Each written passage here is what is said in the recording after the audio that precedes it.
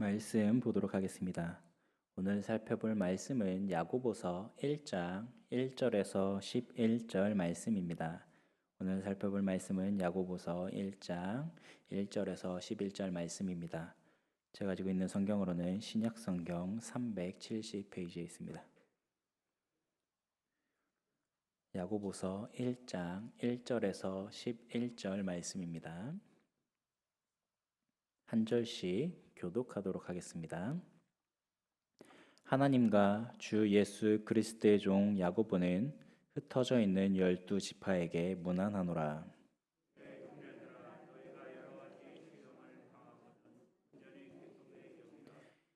이는 너희 믿음의 시련이 인내를 만들어내는 줄 너희가 알미라.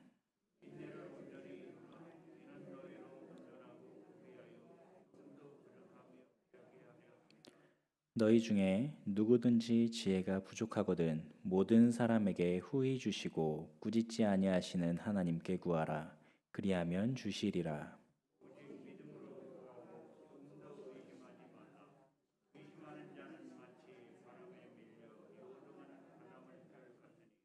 이런 사람은 무엇이든지 주께 얻기를 생각하지 말라. 낮은 형제는 자기의 높음을 자랑하고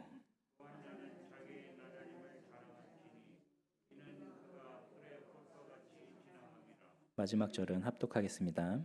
해가 돋고 뜨거운 바람이 불어 불을 말리면 꽃이 떨어져 그 모양의 아름다움이 없어지나니 부한 자도 그 행하는 일에 이와 같이 세잔하리라.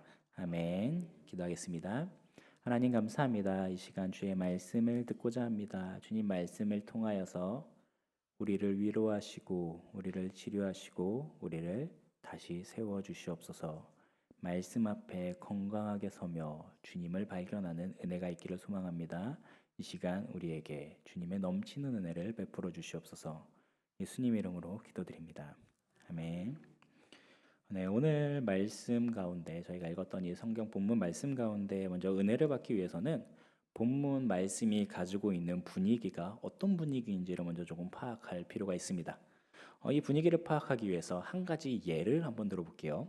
만약 누군가가 교통사고를 당했습니다. 그래서 크게 다쳤다라고 우리 한번 상상해 봅시다. 긴급 상황이라서 서둘러서 119 대원을 부릅니다.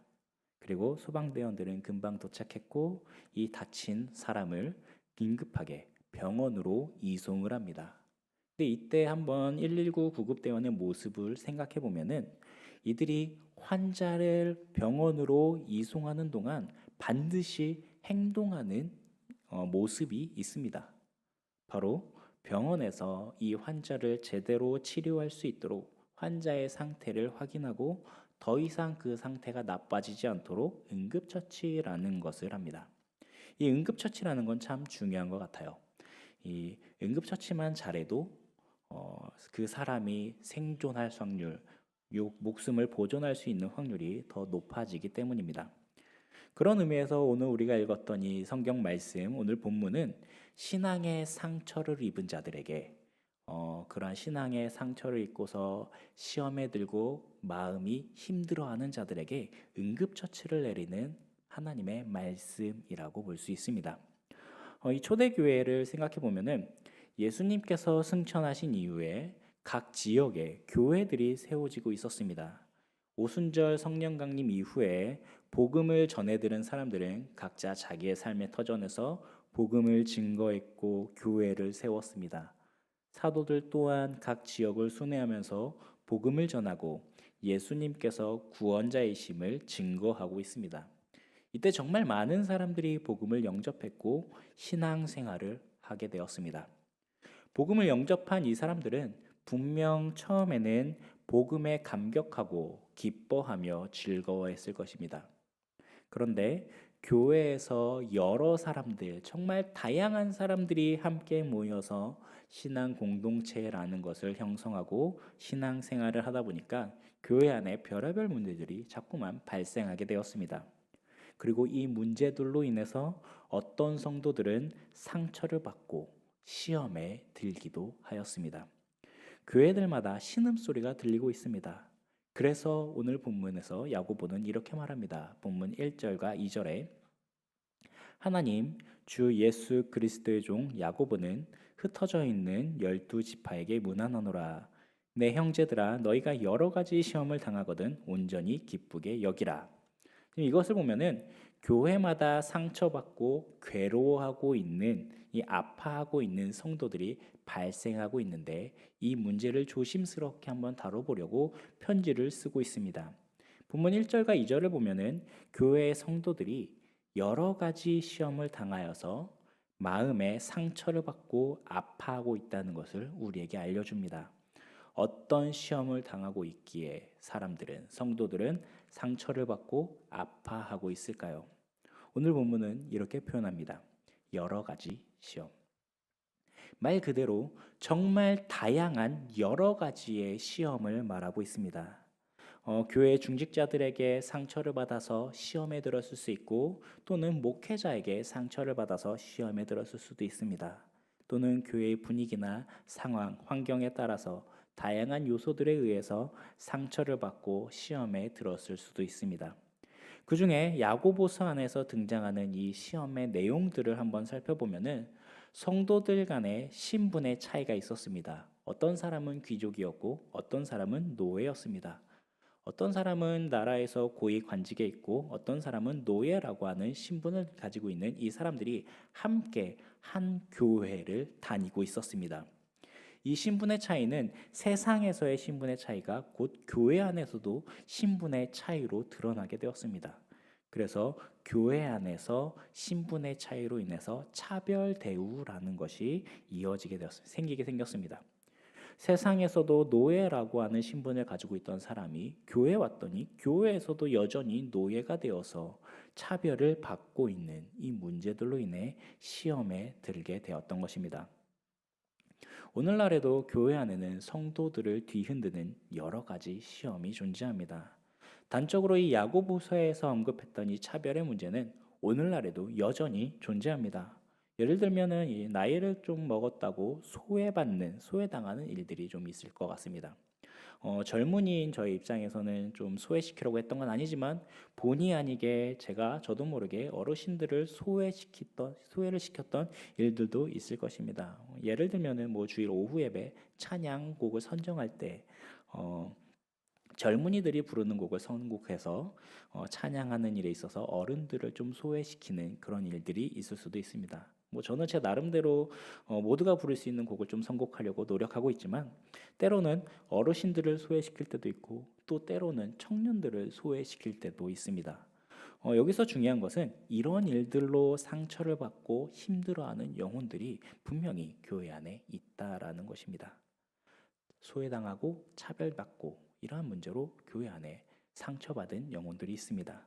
젊었을 때는 열심으로 봉사하여서 교회를 지금 이때까지 이렇게 세워나가고 교회를 지켜나갔는데 이제 나이가 들어서 더 이상 봉사할 힘이 없자 소외당하는 느낌, 돌봄받지 못하는 느낌, 뭔가 챙김받지 못한다는 느낌에 상처를 받기도 하고 시험에 들 수도 있을 것입니다. 그런데 생각해 보면은 이런 류의 갈등은 세상에서도 발견됩니다. 단적으로 이 노인의 지하철 무임승차 이 문제에 대해서도 한번 생각해 보면은 무임승차 때문인지는 잘 모르겠지만 이 지하철에서 자꾸 적자가 나니까 무임승차의 연령을 높이자라거나 또는 무임승차를 폐지하자라고 하는 주장들이 있습니다. 그리고 반대로 노인 무임승차제도는 노인들의 활동을 높여서 노인 우울증이나 노인 건강, 육체적이나 정신적으로 굉장히 긍정적인 유익을 주기 때문에 이 제도는 보존해야 된다라고 하는 주장들도 있습니다. 이 노인을 배려하여서 복지제도를 지속해야 한다는 것과 또는 이 세금을 내야 되는 이 젊은 세대를 배려해서 이것을 폐지해야 된다라고 하는 주장들이 오늘날에도 여전히 있습니다. 오늘의 이 시대를 이루기까지 젊은 시절 열심으로 살아왔는데 나이를 먹고 보니 배려받지 못하고 이렇게 서운함을 느낄 수도 있을 것 같습니다. 이런 문제들은 참 어려운 문제인 것 같습니다. 그런데 이런 문제들보다 더 중요한 것은 지금 이 문제들, 차별의 문제, 소외의 문제가 세상에서 발견되었는데 그 세상에서 발견되는 그 문제가 교회 안에서도 내용만 다를 뿐 동일하게 발생하고 있다라는 것입니다. 이쯤에서 우리는 한번 생각해 봐야 합니다. 왜 세상에 있는 아픔과 상처들이 교회 안에서도 여전히 존재하고 있을까요? 세상에서 차별받습니다. 세상에서 소외를 당합니다. 그리고 교회 왔더니 교회에서도 차별받고 교회에서도 소외를 당하고 있습니다. 왜 교회 안에서도 그러한 일들이 벌어지게 될까요? 왜 사람들은 세상에서 받았던 상처와 아픔을 교회에 와서도 여전히 받고 있을까요? 사람들은 교회라고 하는 이 말에 특별한 기대감을 가지고 있습니다. 교회는 뭔가 세상과 다를 것이다. 교회는 뭔가 사랑이 있고 따뜻할 것이다. 그리고 그런 기대감을 품고 교회에 들어와서 보면은 세상과 전혀 다를 바 없는 모습에 상처받고 교회를 떠나는 사람들이 생기곤 합니다. 왜 그럴까요? 교회 안에서 발견되는 이 여러 가지 시험의 내용들을 살펴보면은 세상에서도 동일하게 발견되는 문제들인 것을 우리는 보게 됩니다. 내용만 다를 뿐 그 안에 있는 실제적 그 핵심은 세상과 동일한 부분을 꽤 많이 발견하게 됩니다. 세상에서 상처를 받아서 교회에 왔더니 교회에서도 세상에서 받았던 그 상처를 똑같이 받고 있게 되는 겁니다. 왜냐하면 세상적 가치관이 교회 안에 들어와서 교회를 난도질하고 있기 때문입니다. 세상적 가치관은 여러 가지 시험으로 성도들을 아프게 만드는 것입니다.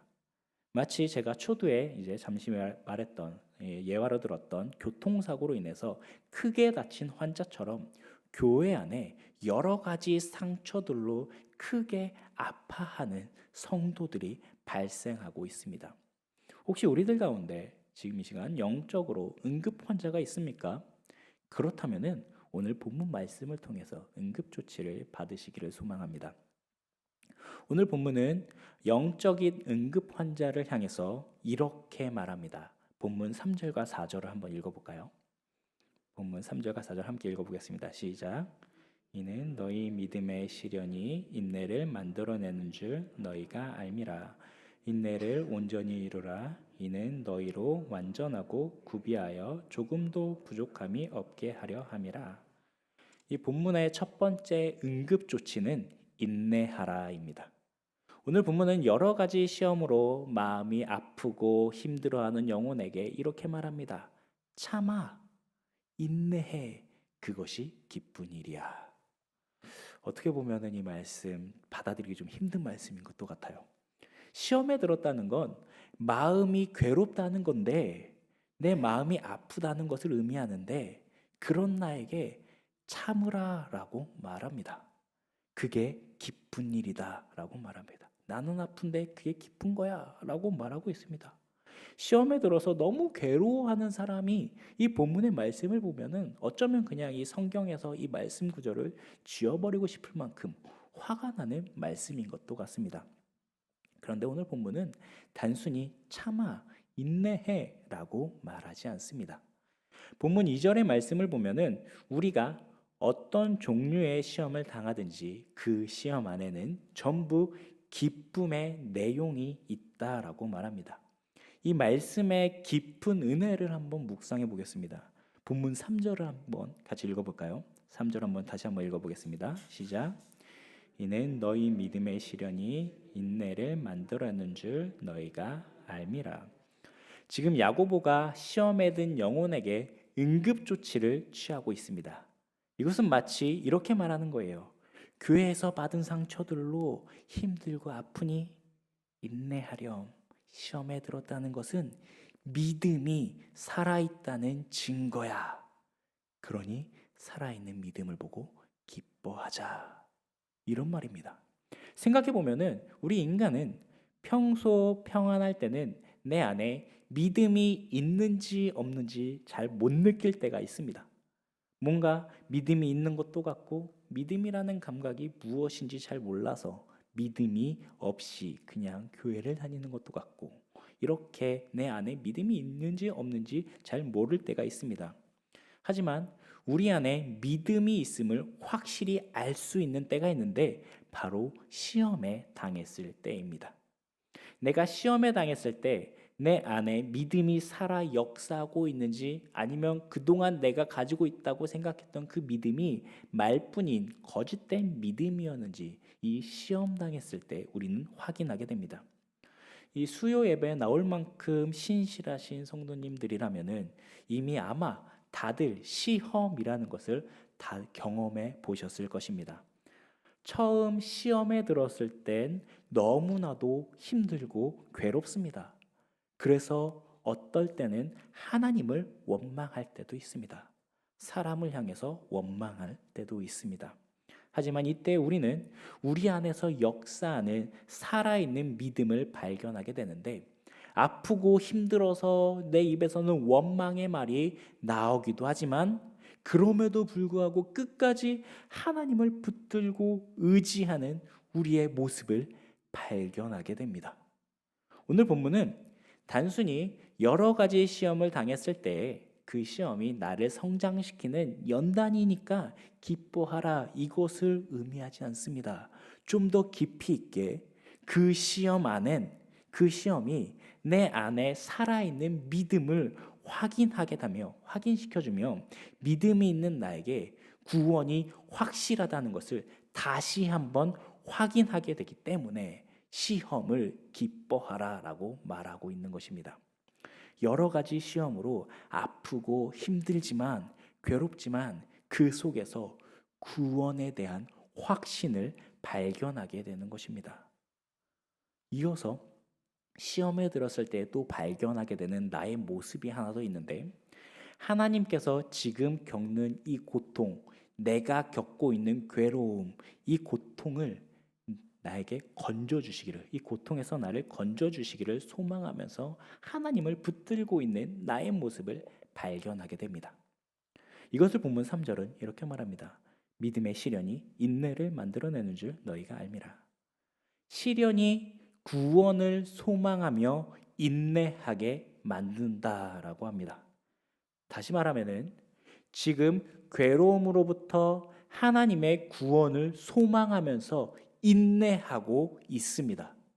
성도 여러분, 고통과 괴로움의 상태에서 벗어나기를 바라면서 하나님의 역사하심을 소망하는 인내, 이것을 두 글자로 뭐라고 말하는지 아십니까? 우리는 구원을 소망하며 인내하는 삶을 신앙이라고 말합니다. 신앙이라는 것은 하나님의 구원을 소망하면서 하나님을 의지하는 모든 성도들의 태도를 말합니다. 결국 지금 나를 괴롭게 하는 이 여러 가지 시험으로 우리는 무엇을 발견하게 됩니까? 하나님의 구원을 기다리면서 인내하고 있는 나를 발견하게 됩니다. 이것이 우리가 여러 가지 시험을 당했을 때 기뻐할 수 있는 이유입니다. 구원을 소망하는 나, 내 안에 하나님을 믿고 의지하는 나, 구원의 확신을 발견하게 되는 나의 모습. 이것이 바로 시험 당했을 때 기뻐할 수 있는 이유입니다.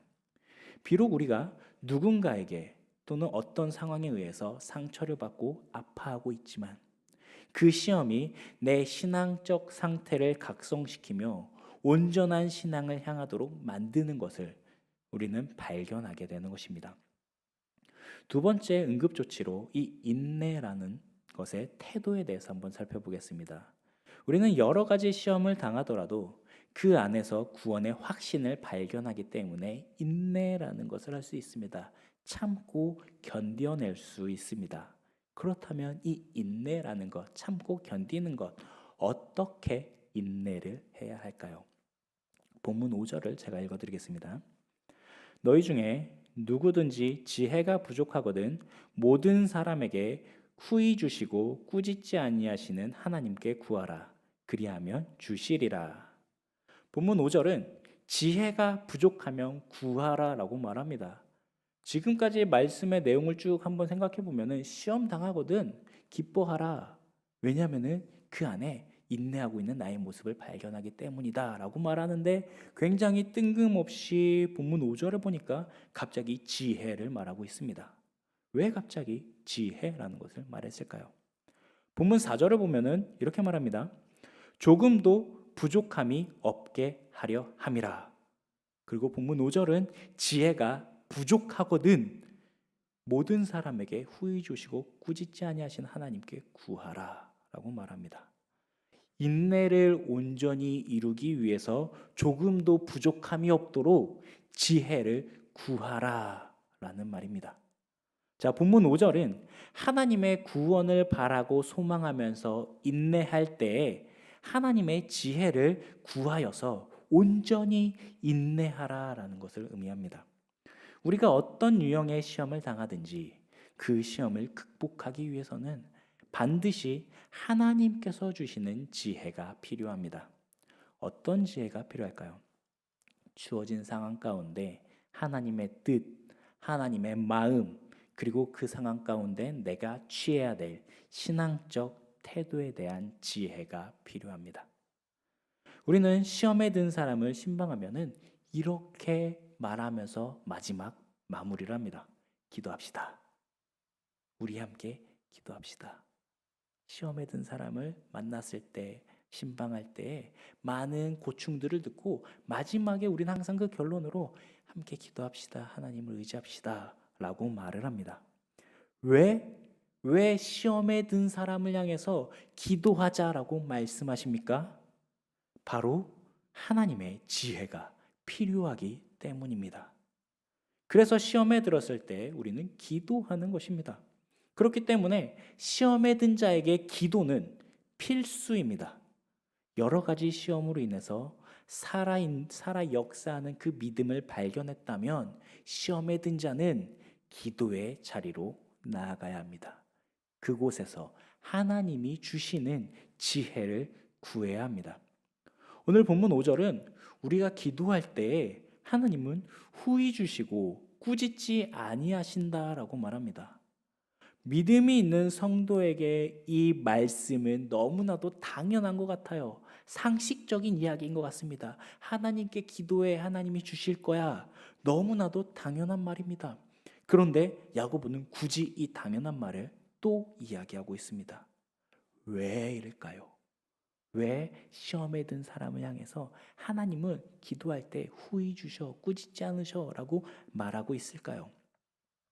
이미 세상적 가치관에 물들여진 사람은 하나님의 지혜를 찾기보다 땅 위의 지혜, 세상적 지혜를 찾아서 당장 나에게 주어진 이 현상들을 해결하려 하기 때문입니다. 기도하지 않고 세상적인 방법으로 시험의 문제를 해결하려고 하기 때문입니다. 그래서 상처받고 시험에 든 자들이 해결하는 솔루션으로 보통 교회를 떠나거나 또는 나에게 상처를 준 사람과 싸우거나 이런 당장의 감정을 해결하기 위한 악순환의 고리를 이어가곤 합니다. 그래서 야고보는 하나님의 지혜를 구하라라고 말을 합니다. 오늘 본문 6절에서 8절을 보면은 시험에 든 사람이 빠지기 쉬운 마음의 상태에 대해서 이렇게 표현하는데 두 마음을 품고 있다라고 말을 합니다. 세상적 가치관과 신앙적 가치 사이에서 하나님의 지혜를 찾을 것인지 아니면은 세상적인 방법을 찾을 것인지 이 두 가지 마음을 가지고 고민하고 있다라는 것입니다. 본문 6절에서 말하는 의심한다라고 하는 이 표현은 흔들린다를 의미합니다. 의심한다는 것은 내 마음이 흔들린다는 거예요. 이 말은 곧 A와 B 중에서 더 좋다고 여겨지는 것을 내가 선택하는 상태를 의미합니다. 의심한다는 것은 판단하는 기준이 자신에게 있다는 거예요. 날 힘들게 만드는 그 사건에 대해서 내가 신앙적 가치로 선택할 것인지 아니면 세상적 가치를 따라서 해결할 것인지 그 판단권이 자신에게 있다고 생각하는 상태, 의심하는 상태입니다. 이런 사람은 기도를 해도 하나님의 뜻을 구하지 않습니다. 오히려 자신의 뜻을 하나님께 통보하는 기도를 합니다. 또는 기도하면서 하나님을 자꾸만 설득하려고 합니다. 그렇기 때문에 시험에 든 자는 의심하는 상태를 피해야 합니다. 내가 생각하는 세상적 지혜와 세상적 판단 기준이 아니라 하나님의 지혜를 따르도록 기도해야 합니다. 이것이 바로 인내하는 자의 모습입니다. 마지막으로 하나님이 주신 이 지혜의 한 예를 살펴보면서 오늘 말씀을 정리하도록 하겠습니다. 우리가 시험에 들었을 때 취해야 될 이 응급조치의 이 효과, 우리가 지금까지 인내하면서 하나님의 지혜를 구했을 때 어떤 효과가 있는지 한번 본문의 말씀을 통해서 보겠습니다. 본문 우리 9절부터 11절을 한번 읽어볼까요? 한번 읽어보겠습니다. 시작. 낮은 형제는 자기의 높음을 자랑하고 부한 자는 자기의 낮아짐을 자랑할지니 이는 그가 불의 꽃과 같이 지나감이라. 해가 돋고 뜨거운 바람이 불어 풀을 말리면 꽃이 떨어져 그 모양의 아름다움이 없어지나니 부한 자도 그 행한 일에 이와 같이 세잔하리라. 자, 일반적으로 세상적 지혜는 세상적인 가치들을 자랑합니다. 부유함을 자랑하기도 하고 성공을 자랑하고 자신의 잘남을 자랑합니다. 반대로 그런 자랑거리들을 가지지 못한 자들은 자신을 못났다고 여기면서 세상적 부유함을, 세상적 성공을 부러워하곤 합니다. 아마 이런 가치가 가장 선명하게 부각되는 날은 명절일 것 같아요. 우리는 명절이 되면은 온 가족이 함께 모여서 부유한 친척 이야기, 성공한 친척 이야기 또는 잘난 친척 이야기를 나누곤 합니다. 누가 어디 학교에 갔더라, 누가 어디에 취직했더라, 누가 결혼했다더라, 누가 애를 낳았다더라, 누가 집을 샀다더라. 끊임없이 세상에 대한 잘남을 이야기하고 그것을 자랑하는 날로 보내곤 합니다. 그런데 하나님의 지혜는 이렇게 말합니다. 본문 9절에서 10절을 보니까 낮은 형제는 자기의 높음을 자랑하고 부한 자는 자기의 낮아짐을 자랑할지니 이는 그가 풀의 꽃과 같이 지나감이라. 부자는 낮아짐을 자랑하고요, 낮은 자는 자신의 높음을 자랑하라 라고 말합니다. 먼저 부자, 성공한 사람, 높은 자, 세상에서 사람들이 부러워할 것을 하나님께로부터 받은 사람들, 이 사람들은 자신의 낮아짐을 자랑하라 라고 말합니다. 이것은 결코 세상에서의 부러움의 대상이 될 수는 있어도 자기 자신 역시 하나님의 구원이 너무나도 필요한 죄인임을 자랑하라라는 것을 의미합니다. 나 역시 세상에서는 비록 성공한 것처럼 보일지라도 여전히 죄인이고 여전히 하나님의 구원이 너무나도 필요한 존재임을 자랑하라라는 것입니다. 나는 하나님의 종입니다. 이것을 자랑하라라고 말하는 겁니다. 본문 10절과 11절의 표현처럼 세상적인 잘남은 순식간에 사라질 영광이지만 하나님의 구원은 영원하기에 이 영원한 구원을 소망하는 자신을 자랑하라라고 말합니다. 만약 교회 안에서 세상적으로 성공한 성도들이 이런 겸손한 태도를 보인다면 교회 안에서 벌어지는 세상적 모습의 절반은 사라질 것입니다. 하나님의 지혜를 받은 성도는 세상적 가치보다 하나님의 구원을 더 값지게 생각하는 것입니다. 마찬가지로 낮은 자는 자신의 높음을 자랑하라 라고 말합니다. 지금 겪고 있는 자신의 이 가난, 세상적 실패에 좌절할 것이 아니라 구원받은 나, 시험에 들었어도 아파하고 있어도 괴로워도 상처를 받았어도 때로는 소외를 당하는 것 같을지라도 내 안에서 발견되는 살아 역사하는 믿음을 보면서 천국을 소망하는 나를 자랑하라. 이것입니다. 나에게 신앙이 있음을 자랑하라 라고 말합니다. 이것이 하나님의 지혜를 받은 성도의 모습입니다. 우리가 교회 안에서 서로 자랑할 것은 나에게는 구원이 필요하다. 이것과 하나님께서 나를 구원하셨다. 내 안에 믿음이 있고 신앙이 있다. 이것을 자랑하는 것. 이것이 바로 인내하는 자의 모습이며 하나님의 지혜를 받은 자의 모습입니다.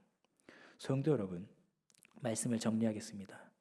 우리가 교회에서 상처를 받고 시험에 들었다면 교회 안에 세상적 가치와 세상적 평가가 들어와 있기 때문입니다. 교회에서 열심으로 봉사하고 섬기지만 그 안에서 상처받고 시험에 드는 이유는 우리가 세상적 가치관으로 서로를 바라보고 서로를 대하고 있기 때문입니다. 내가 만약 시험에 들었다면 나에게 상처를 준 사람만의 문제도 아닙니다.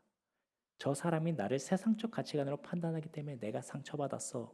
이것도 맞지만 또한 동시에 나에게도 문제가 있기에 시험이라는 것을 들게 됩니다. 야고보서 1장 14절을 보면은 각 사람이 시험을 받는 것은 자기 욕심에 끌려 미혹되었기 때문이다라고 말합니다. 내 마음에 이미 두 마음을 품고 있기 때문에 내가 시험에 든 것이다라고 의미합니다. 이것을 말합니다. 예를 들면은 나는 당연히 존중받아야 돼. 나는 당연히 높임받아야 돼. 라고 하는 이 욕심이 서운함을 만듭니다. 내가 생각했던 것보다 나를 대하는 이 태도가 더 낫다면 거기서 우리는 서운함을 느끼곤 합니다. 나는 당연히 높임받아야 된다는 이 욕심이 나로 하여금 시험 들게 만드는 것입니다. 만약 우리가 이런 시험에 들었다면 그래서 그 시험으로 인하여서 서운함과 섭섭함으로 상처를 받고 속상하여서 괴로움을 느끼고 있다면 그때 우리는 내 안에 살아 역사하는 믿음을 보면서 기뻐할 수 있습니다.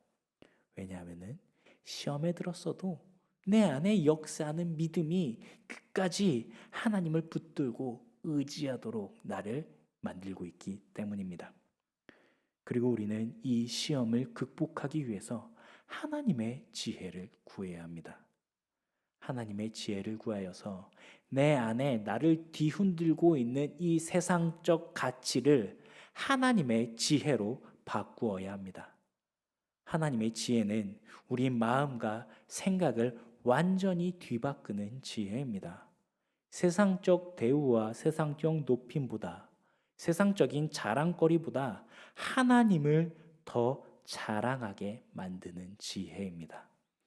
다른 사람이 나를 소외시키는 것을 바라보는 것이 아니라 저 사람이 나에게 대하는 그 마음, 그 태도에 상처를 받고 그것을 보는 것이 아니라 그 속에서 하나님의 구원을 바라보면서 하나님의 뜻을 바라보게 만드는 것. 이것이 바로 하나님의 지혜입니다.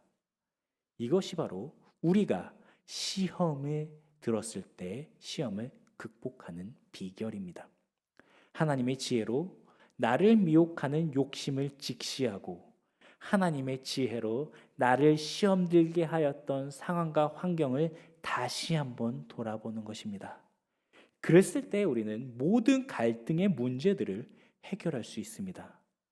여러 가지 시험, 정말 그 시험이 어떤 종류이든지 대인관계에 의해서 오든지 시스템에 의해서 오든지 상황과 환경에 의해서 오든지 그 시험이 어떤 종류의 시험이든지 이 시험을 지혜롭게 해결해 나갈 수 있는 것입니다.